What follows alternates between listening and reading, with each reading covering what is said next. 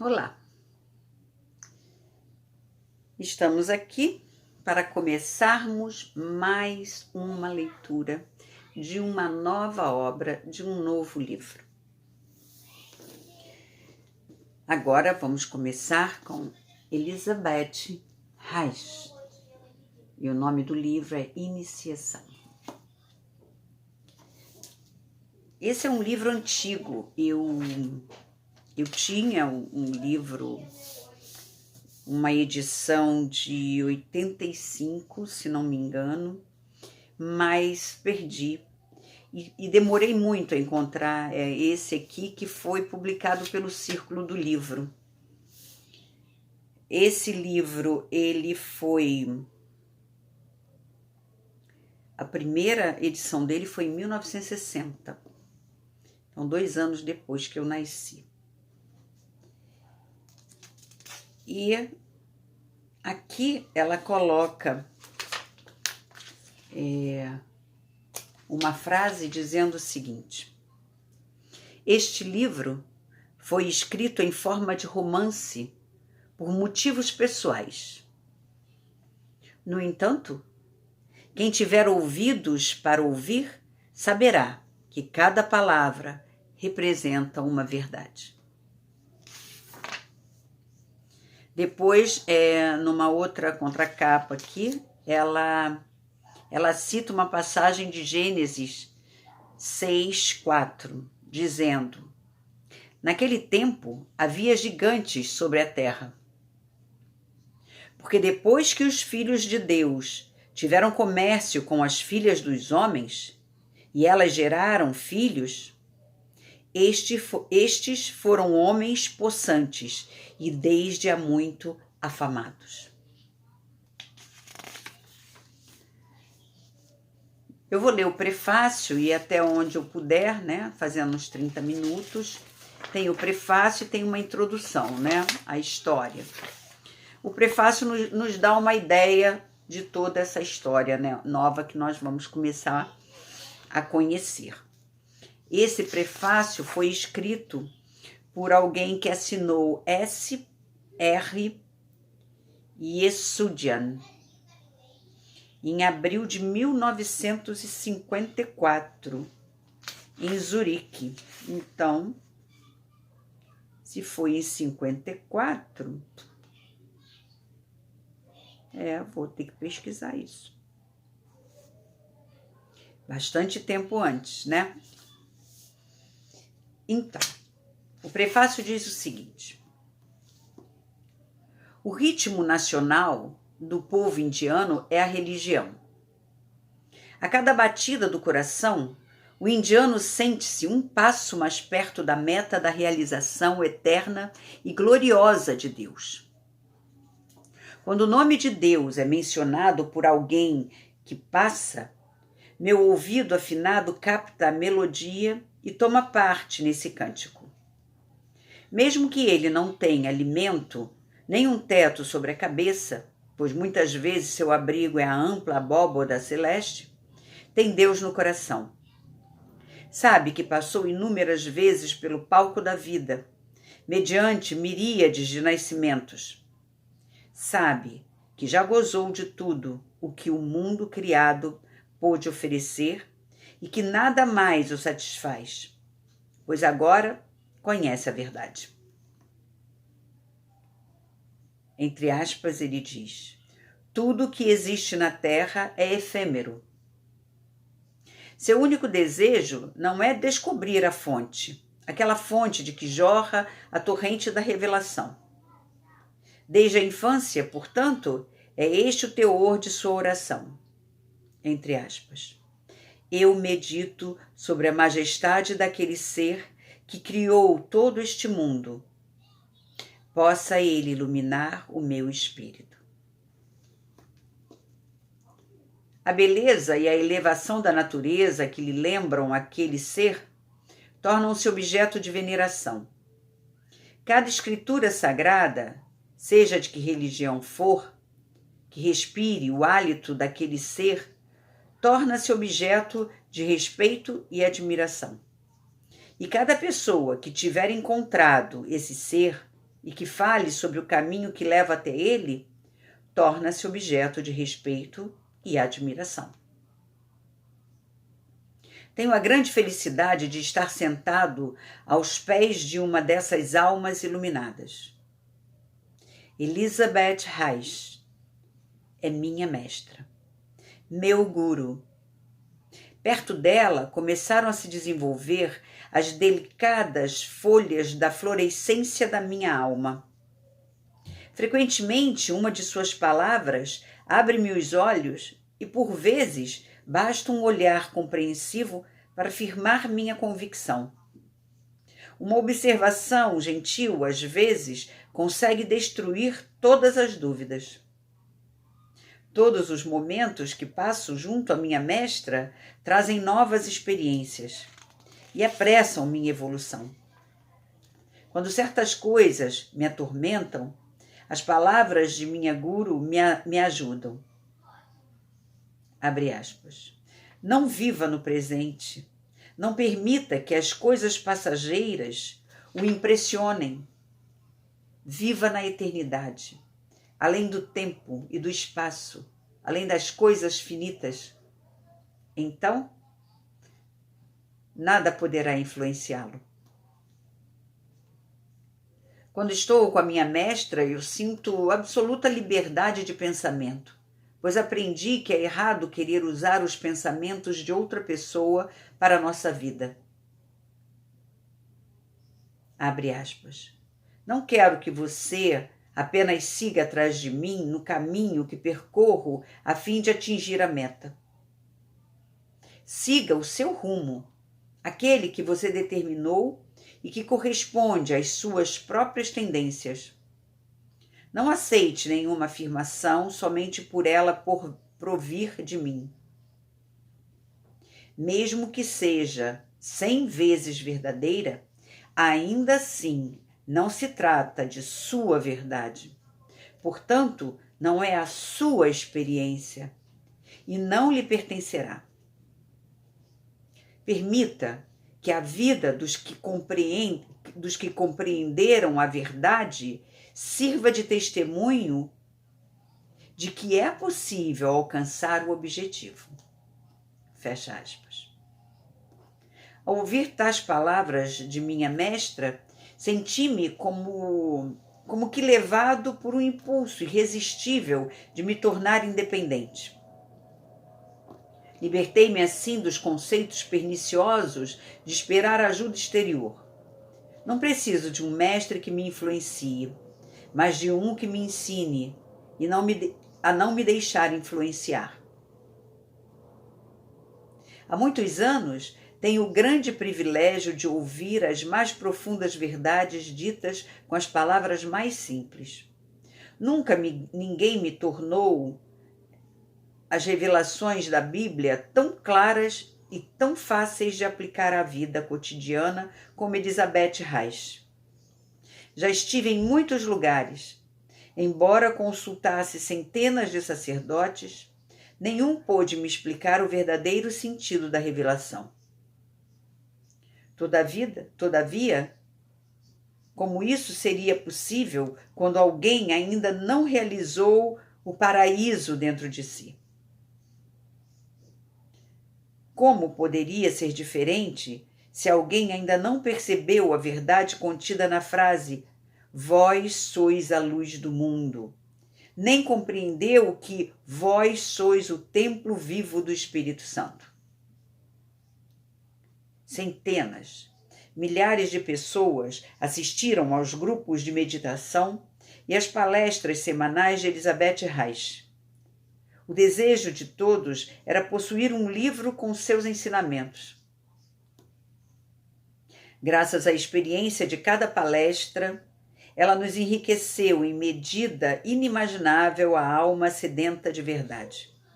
Grande é, portanto, a nossa alegria por saber que parte desse conhecimento estará contida num livro.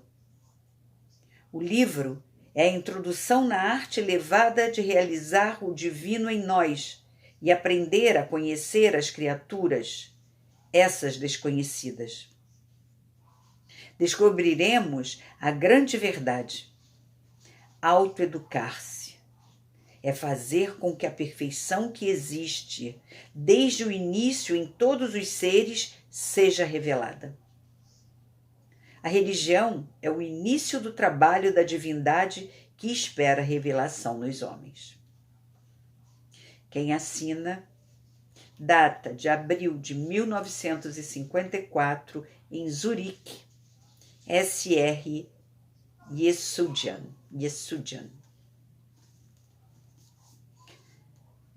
Introdução. Sou alguém que procuro um esclarecimento para a vida sobre a Terra.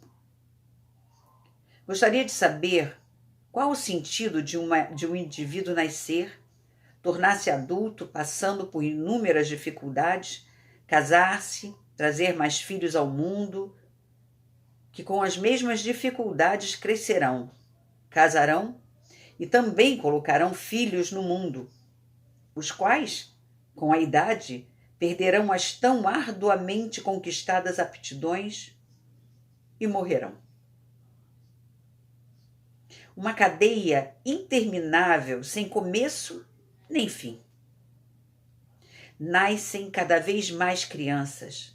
Elas aprendem, enchem a cabeça de ensinamentos, desejam desenvolver por completo o corpo e a razão, e depois de um tempo relativamente curto, tudo se acaba, e elas se transformam, e elas se tornam comida para os vermes embaixo da terra. Qual o sentido de todos esses acontecimentos? Destinam-se apenas a trazer novas gerações ao mundo? E quando certas pessoas não se preocupam em deixar descendentes, preferindo, em vez disso, legar uma obra espiritual? Por que lhes acontece o mesmo que aos outros, ou seja, envelhece e levam consigo para o túmulo as elevadas aptidões? Um Miguel Ângelo, um Leonardo da Vinci, um Giordano Bruno, um Goethe e tantos outros. Por que nasceram esses titãs, se afinal também seriam vítimas da decomposição com os vermes engordando em seu corpo? Não é possível que a vida na Terra seja tão destituída de sentido. É provável que por trás da aparente infinidade da cadeia de nascimentos e morte esconda-se um sentido profundo, e mesmo que se afigure tão incompreensível para a mente, haja uma explicação satisfatória e plausível do outro lado. Mas como e onde encontrar esse imprescindível, necessário outro lado de todas as coisas? Onde e como encontrar o caminho para conhecê-lo? A quem pedir indicações sobre o rumo? Onde encontrar um iniciado de tal segredo, capaz de contar algo sobre essa verdade? Em todas as épocas, houve no mundo, homens eminentes que falaram com imperturbável certeza sobre o segredo da existência e que comprovaram suas convicções na própria vida, os chamados iniciados. No entanto, onde e de quem receberam sua iniciação? E no que foram iniciados? Tomemos, por exemplo, Sócrates, que pegou a taça de veneno com uma calma divina, ingeriu o conteúdo pragmática e destemidamente, sorrindo e descrevendo aquilo, tranquilo, o efeito do líquido. Segundo suas palavras, a primeira consequência foi uma intensa friagem nos pés e uma atrofia. Depois o gelo da morte subiu furtivamente como uma cobra, para, no momento seguinte, alcançar também o coração. Sócrates sabia estar diante da morte, despediu-se de seus discípulos fiéis e fechou os olhos. Uma calma tão imperturbável diante da morte só pode originar-se de um conhecimento seguro. Onde Sócrates o obteve? E onde tantos outros gigantes que viveram em épocas diferentes adquiriram seu conhecimento sobre o segredo da vida e da morte? Onde receberiam sua iniciação? Ainda hoje deve haver tais iniciados em nosso planeta, bem como uma possibilidade de obter a iniciação, a verdadeira grande iniciação. Pela experiência, a vida me demonstrou que a Bíblia não é um conto de fadas, mas provém de iniciados que falavam uma linguagem secreta e transmitiam verdades ocultas. E a Bíblia aconselha, abre aspas, procurai e achareis, batei e vos serás aberto.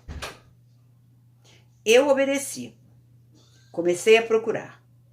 Procurei onde pude, nos livros, em velhos escritos, com pessoas que eu supunha deveriam saber algo sobre iniciação.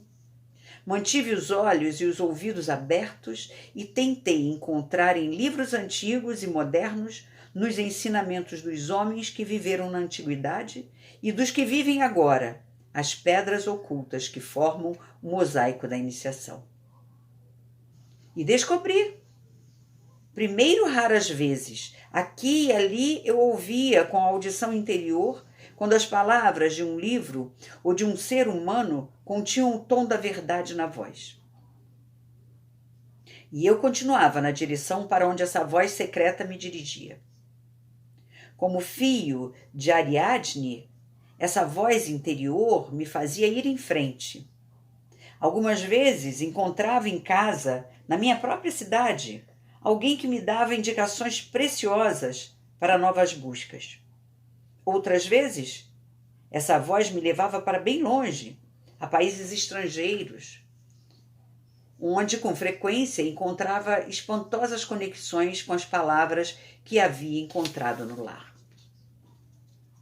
Assim, o meu caminho me fez conhecer pessoas cada vez mais sábias, que me esclareceram sobre a iniciação e sobre o significado da vida.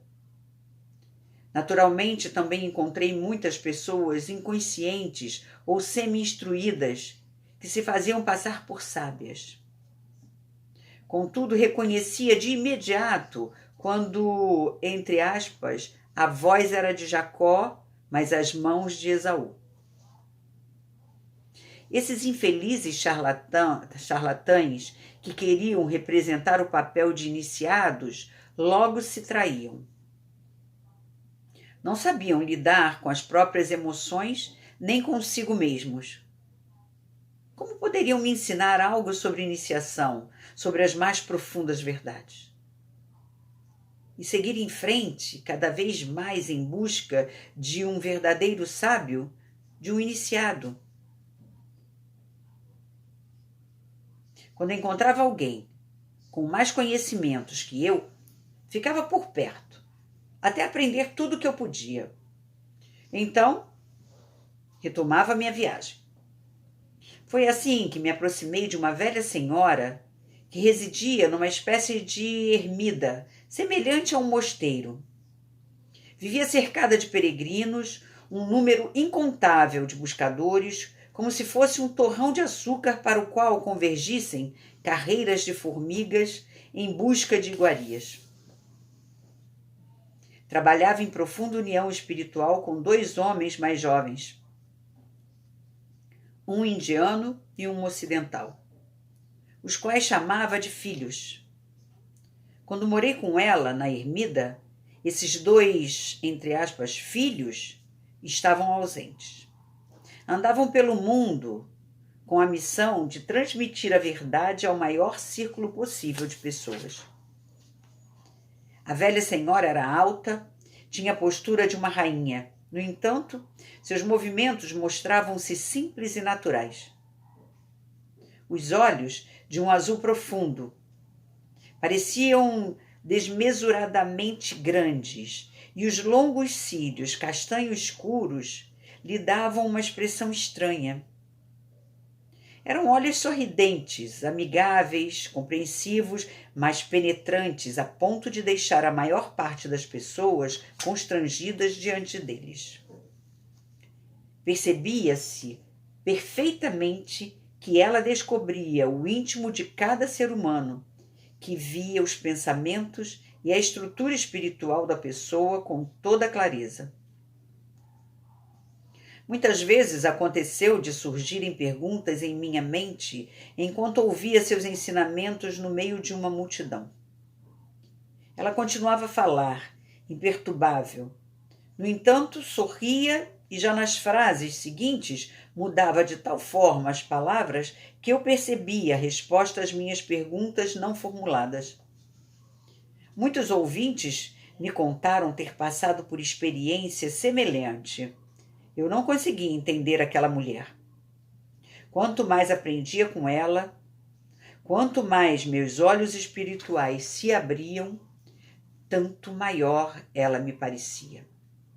E o âmbito em que os conhecimentos dela sobrepujavam os meus dilatava-se em círculos cada vez mais invisíveis. Quanto mais permanecia em sua companhia, tanto menos a conhecia. Sempre que a via, revelava-me outra personalidade. Até que fiquei com a impressão de que ela podia assumir qualquer uma. Em consequência disso, não possuía nenhuma personalidade própria, pois ser tudo significava ao mesmo tempo não ser nada. Mãe, perguntei-lhe certa vez, quem é você, afinal? Quem? Retrucou ela. O que é isso, quem? Existe apenas uma única existência, e cada animal, cada planta, também cada corpo do mundo, cada sol e cada planeta são apenas uma revelação dessa única existência. Quantos quem existiriam então? O mesmo eu que falava por minha boca, fala pela sua e pela de todos os seres vivos. A única diferença consiste em que nem todos os seres conhecem o próprio eu inteiramente. Portanto, também não podem revelar-lhe todas as características. Todavia, quem o conhece com perfeição pode revelar todas as características que possivelmente existam no mundo, pois todos são, afinal, diferentes aspectos da única existência que constituem o único eu. A forma exterior que você vê diante de si e que pensa ser eu é apenas um instrumento de revelação que, a partir do eu, sempre revela aquele aspecto que for necessário no momento. Portanto, não faça uma pergunta tão tola como quem sou eu? Mãe, perguntei como você veio a conhecer tão bem o eu a ponto de poder revelar todas as suas características. Também quero alcançar esse conhecimento. Por favor, diga-me, mediante quais experiências você é esse versátil instrumento da única existência? Ou sempre esteve nesse grau? Já nasceu nesse estado? Nasci? Eu nasci? Quando você viu um eu nascer? Quando? Acaso já viu um eu?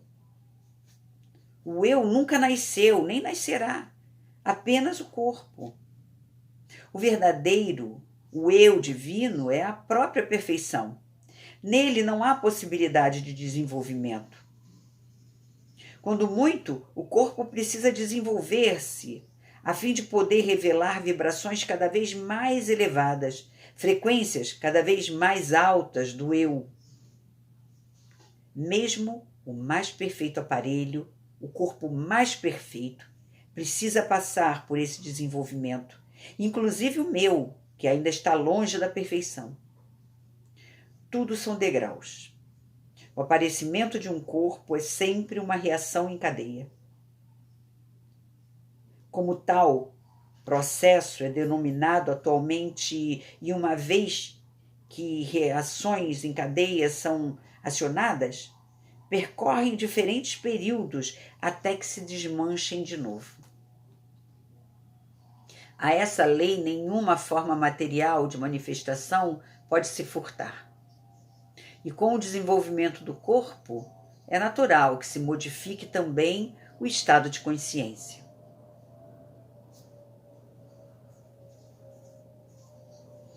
Por conseguinte, você também teve de passar por um período de desenvolvimento, não é verdade, mãe? Por favor, conte-me como foi. O que você viveu? Que experiências reuniu que lhe permitiram alcançar esse atual estado de consciência? Por favor, conte-me sobre isso tudo. Por que eu deveria contar-lhe? Cada ser humano precisa obter o perfeito autoconhecimento em seu próprio caminho. De que lhe adiantaria se eu falasse sobre o meu? Você não poderia percorrer esse rumo. Os acontecimentos não são importantes, apenas nas experiências, o ensinamento que se tira delas. Fique tranquilo. No seu caminho, passará pelas mesmas experiências por que passei no meu. Incontáveis são os caminhos, mas todos levam ao mesmo objetivo. Mãe, você tem razão. Eu reconheço. Eu não poderia progredir no seu caminho. Contudo, se você me contasse de que maneira reuniu suas experiências, isso me ajudaria muito, porque eu, juntamente com todos os que ouvissem a sua narrativa, poderíamos aprender como tirar proveito das experiências. Não estou curioso por conhecer a sua história, mas eu gostaria de ouvir a forma pela qual você começou a compreender o ensinamento que há em cada ocorrência e a adaptar-se a ele. Conte-me sobre o seu caminho, mãe. Seria muito valioso se viéssemos a entender e sentir como você reagiu ao destino a ponto de seu horizonte espiritual ter se tornado tão abrangente. Poderíamos aprender muito com isso. A velha senhora me fitou durante longo tempo. Por fim disse: então você está curioso a respeito da minha iniciação. E acredita que ouvir algo sobre isso irá ajudá-lo e a muitas outras pessoas. Pois muito bem. Talvez seja bom que lhe conte quais foram as experiências que de fato abriram os meus olhos, de modo que passei a compreender as leis interiores da vida e suas interdependências, que unem os destinos de diversas pessoas. Volte amanhã. Então lhe falarei de minhas experiências, as que me ajudaram a alcançar a iluminação. A você e a mais alguns outros cujos olhos estão abertos ao essencial. Eu lhes contarei como vivi a minha iniciação.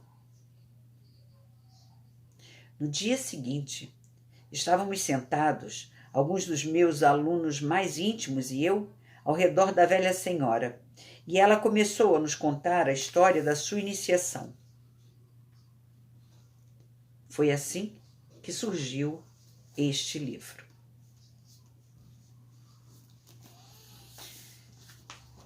Então, começaremos o livro. Esse prefácio já nos deu uma ideia, né, de toda essa magia ficcional. E magia ficcional, para alguns sim, para outros não. Vamos começar com o capítulo chamado O Despertar. Espero que este livro seja encantador também para todos nós. Vamos ficar aqui. Até a próxima. Um grande e afetuoso abraço para todos vocês.